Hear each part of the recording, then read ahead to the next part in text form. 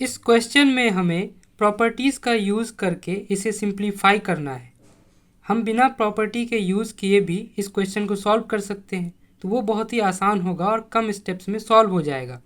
लेकिन अगर हम प्रॉपर्टीज़ का यूज़ करें तो हो सकता है कि वो थोड़ा लेंदी हो। तो हम दोनों ही तरीके से देखेंगे कि इसे कैसे सॉल्व किया जाएगा। तो पहले हम इसे बिना प्रॉपर्टी के यूज़ किए हुए इसे सॉल्व करते हैं और देखते हैं कि वो कितना आसान होता है।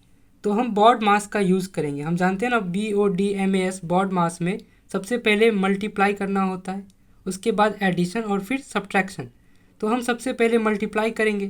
तो मल्टीप्लाई करने के लिए हमें दिख रहा है कि यहाँ हमारे पास 3 टर्म्स हैं, यानी कि एक तो ये वाला टर्म है हमारे पास, है ना, दूसरा ये 5/2 लिखा हुआ है और तीसरा ये वाला टर्म है हमारे पास। तो हम इसे मल्टीप्लाई कर लेते हैं। तो जब हम -2 × 3 करेंगे तो कितना आएगा, -6, है ना। तो वो हम लिख लेंगे यहाँ पे, -2 × 3 कितना होगा, -6। नीचे में क्या आएगा, 3 × 5 15, इतना ठीक है। प्लस प्लस तो लिखा ही हुआ है यहाँ पे, और 5/2 हमने ऐसे ही देखकर उतार लिया। उसके बाद -3 × 1 कितना होगा, -3, और नीचे में 5 × 6 कितना होता है, 30, है ना। तो ये हमारे पास आ जाएगा इतना। अब हम इसे कैंसिल कर लेंगे।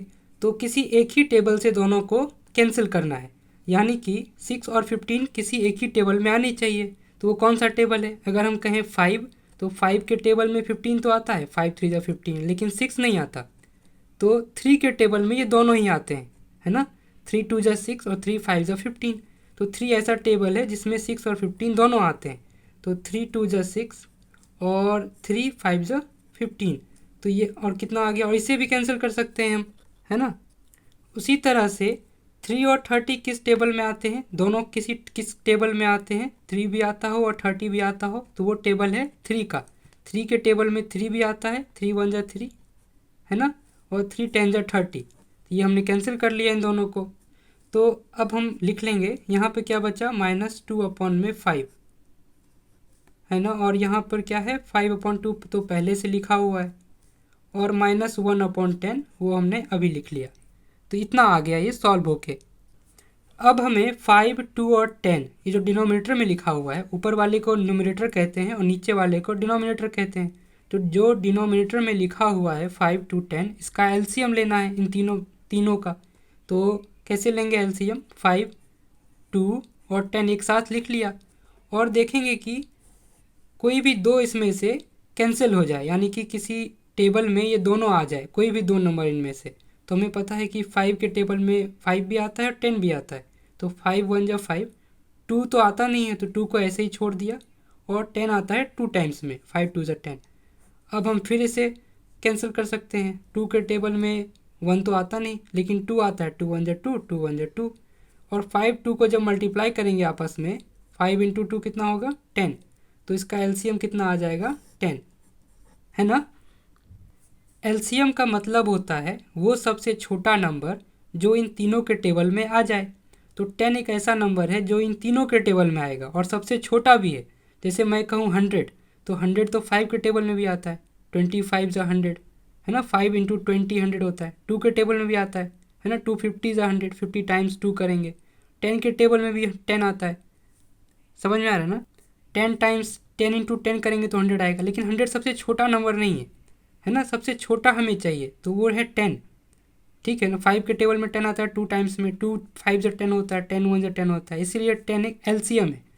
तो अब क्या करना है हमें, अब 5 के टेबल में 10 कितनी टाइम्स में आता है, 2 टाइम्स में, 5 2 10, और 2 को 2 से मल्टीप्लाई करेंगे, कितना आएगा, 2 × 2 कितना होता है, 4। माइनस तो पहले से लिखा हुआ है, वो लिख दिया हमने। यहाँ प्लस लिखा हुआ है, वो हमने देख कर लिख लिया। 2 के टेबल में 10 कितनी टाइम्स में आता है, 2 के टेबल में 10 5 टाइम्स में आता है, 2 5 10, और 5 × 5 कितना होता है, 25। तो वो हमने लिख लिया। माइनस तो यहाँ पहले से लिखा है। 10 के टेबल में 10 1 टाइम्स में आता है, 10 1 10, और 1 × 1 कितना होता है, 1, है ना। अब इसे हम सॉल्व कर लेंगे, तो ये कितना आ जाएगा। अब जैसे इसको सॉल्व करना है मुझे, तो सबसे आसान तरीका ये है समझने का कि मेरे पास 25 रुपये थे, मेरे जेब में 25 रुपीज़ थे, प्लस लगा हुआ है, इसका मतलब मेरे पास हैं ना, मैं बहुत खुश हूँ, मेरे पास 25 रुपये हैं, 25 रुपीज़ हैं। उसमें से मैंने 4 रुपये खर्च कर लिए, किसी को दे दिया, कुछ खरीद लिया। तो 25 में से 4 चला गया, कितना बचा? 25 में से 4 गया, कितना बचा? 21।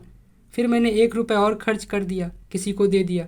तो 25 में से पहले 4 रुपये खर्च किए तो 21 बचा, फिर 1 खर्च किया तो कितना बचा?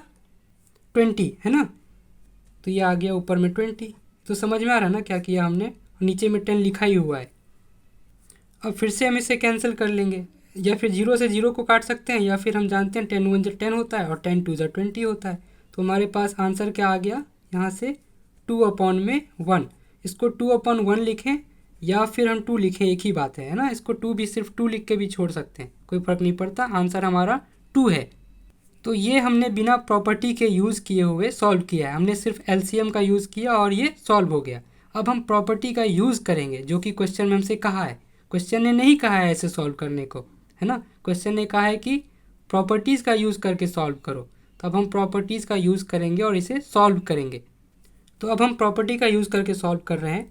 तो मुझे दिख रहा है कि इसमें से क्या कोई ऐसा नंबर है जो एक जैसा हो, जो एक ही नंबर हो और 2 जगह दिख रहा हो। तो वो हमें दिख रहा है कि 3/5 यहाँ भी है और 3/5 यहाँ भी है ना। 2 जगह दिख रहा है मुझे।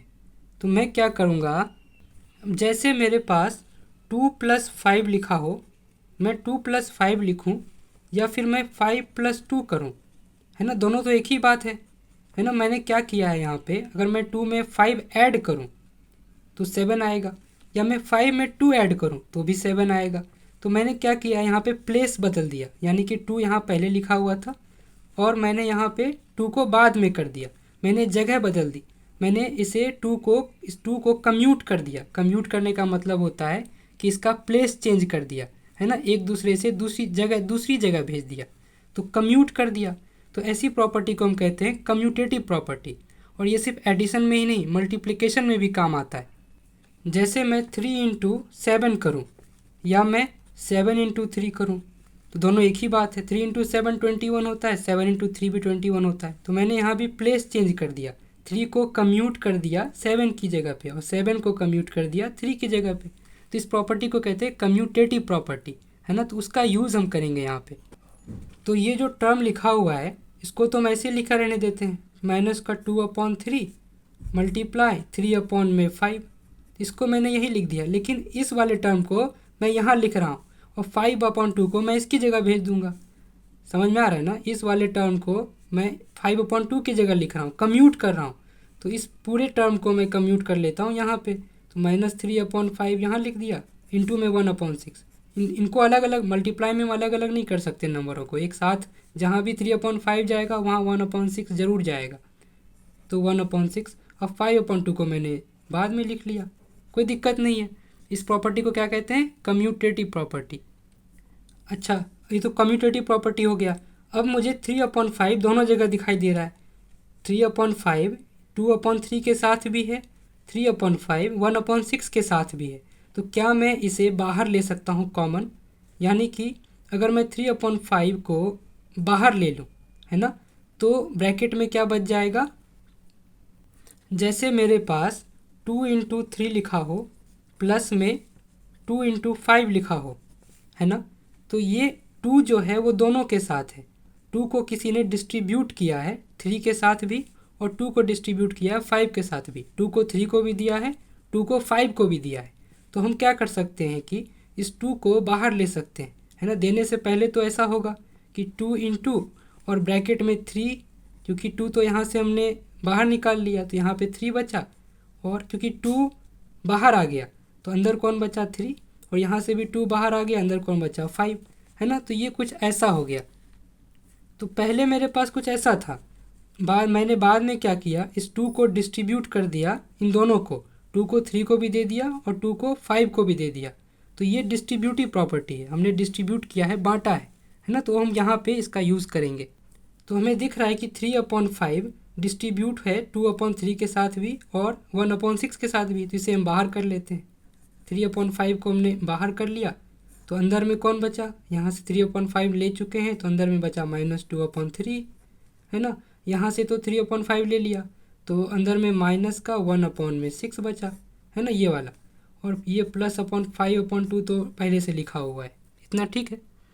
अब तो ये बहुत ही सिंपल हो गया है ना। हम यहाँ प्रॉपर्टी लिख देते हैं कि कौन सी प्रॉपर्टी का हमने यूज़ किया है, डिस्ट्रीब्यूटिव प्रॉपर्टी। ठीक है, अब मैं अब तो ये बहुत ही सिंपल हो गया। 3/5 तो बाहर लिखा हुआ है, अंदर में इसको हमें सॉल्व करना है। तो 3 और 6 का एलसीएम क्या होगा? एलसीएम का मतलब है वो सबसे छोटा नंबर जो इन दोनों के टेबल में आता हो। अगर किसी ने कहा 3, तो 3 तो 3 के टेबल में आता है, 3 1 जा 3, लेकिन 6 के टेबल में 3 नहीं आता है। 6 के टेबल की शुरुआत 6 से ही होती है, तो 3 तो आता नहीं है। तो इसका एलसीएम क्या होगा? दूसरा नंबर सोचेंगे, 6। 6 इसका एलसीएम हो सकता है क्या? 3 के टेबल में 6 आता है, 3 2 जा 6। 6 के टेबल में 6 आता है, 6 1 जा 6। तो ये बिल्कुल करेक्ट है, एलसीएम इसका 6 होगा। अगर कोई कहता है 12, तो 12 सबसे छोटा नहीं है। 12 3 के टेबल में भी आता है, 3 4 जा 12। 6 के टेबल में भी 12 आता है, 6 2 जा 12। लेकिन 12 छोटा नहीं है, हमें सबसे छोटा चाहिए, तो वो 6 है। अब 6 से पहले कोई नंबर नहीं आएगा। 6 से सभी पहले जितने छोटे नंबर हैं वो इन दोनों के टेबल में नहीं आएंगे, किसी एक ही के टेबल में आएंगे, है ना। तो 6 का एलसीएम हो गया। अब 3 के टेबल में 6 कितनी बार में आता है? 2 टाइम्स में, 3 2 जा 6।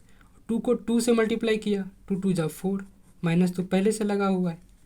6 के टेबल में 6 कितनी बार में आता है? 1 बार में, 6 1 जा 6। 1 को 1 से मल्टीप्लाई किया तो 1 आ गया, माइनस तो पहले से लगा हुआ है। 5/2 तो पहले से लिखा हुआ है, वो लिख लिया, सॉल्व हो जाएगा ये आसान से। 3/5 बाहर लिखा है और अंदर में। अब इसको कैसे सॉल्व करेंगे? इसको समझने के लिए हम ऐसे समझ सकते हैं कि मेरे पास कुछ रुपए थे। कितने थे मुझे पता नहीं, किसी ने दिया और मैंने जेब में रख लिए, ऐसे मुट्ठी भर के जेब में रख लिया। मैंने गिना नहीं कितने रुपए थे, लेकिन मैंने दुकान पे जाकर 4 रुपये पहले खर्च कर दिए, है ना। जितने भी रुपए थे उसमें से 4 रुपये पहले खर्च किए, फिर 1 रुपये खर्च किया। तो मैंने कितने रुपए खर्च किया? मैंने खर्च किए 5 रुपये, है ना। ठीक है ना, 4 रुपये पहले खर्च किया, फिर 1 रुपये खर्च किया, 5 रुपये खर्च किए। क्योंकि मेरे पॉकेट से 5 रुपये गया है, मैंने खर्च किया है, मैंने जेब से किसी को दिया है, इसीलिए यहाँ माइनस का साइन रहेगा। और नीचे में तो 6 पहले से लिखा हुआ है, ये ठीक है। +5/2 पहले से लिखा है, इतना समझ में आ गया ना। अब किसी नंबर के साथ में ब्रैकेट लगा हुआ है, इसका मतलब है ये मल्टीप्लाई का साइन है, यहाँ पे हमें इसको मल्टीप्लाई करना है। तो एक तो तरीका है, इसको बहुत तरीके से सॉल्व कर सकते हैं। एक तो तरीका है 5 को 5 से काट दिया, ठीक है ना, वो भी सही है। 5 से 5 1 जा 5 और 5 1 जा 5, वही कर लेते हैं। 3 1 जा 3 और 3 2 जा 6। तो ऊपर में क्या बचा? -1, है ना, -1 बचा ऊपर, है ना। और नीचे में 1 × 2 कितना होता है? 2 बचा, प्लस का 5/2। ये समझ में आ रहा है ना। अब ऐसा फ्रैक्शन देखते ही हम खुश हो गए, क्योंकि डिनोमीटर सेम है इसका। जब डिनोमीटर सेम होता है तो हम ऐसे सिंपली इसको ऐड कर सकते हैं, और नीचे तो 2 ही आएगा। 2 और 2 का एलसीएम 2 होगा, है ना। 2 ही ऐसा छोटा नंबर है जो दोनों के टेबल में आएगा। 4 अगर कहेंगे तो वो ज़्यादा हो जाएगा, क्योंकि सबसे छोटा हमें चाहिए, तो 2 और 2 का एलसीएम 2 आएगा। और -1 और 5, तो मेरे पास 5 रुपये थे मेरे पॉकेट में, इसीलिए प्लस का लिखा है। प्लस का मतलब मेरे पास हैं, हम खुश हैं, मेरे पास 5 रुपये हैं। 1 रुपये खर्च कर लिया, कितना बचा? 4 रुपये बचे। तो मेरे पास 4 रुपये हैं मेरे पॉकेट में, इसीलिए प्लस का है। तो प्लस का साइन लिखने की ज़रूरत नहीं है, इसका मतलब ही है कि ये 4 प्लस का लिखा हुआ है। और 2 1 जा 2, 2 2 जा 4, तो आंसर आ गया 2। तो वहाँ पहले केस में भी 2 आया था आंसर, यहाँ भी 2 आ गया। ये प्रॉपर्टी का यूज़ करके हमने सॉल्व किया है, तो 2 हमारा आंसर है।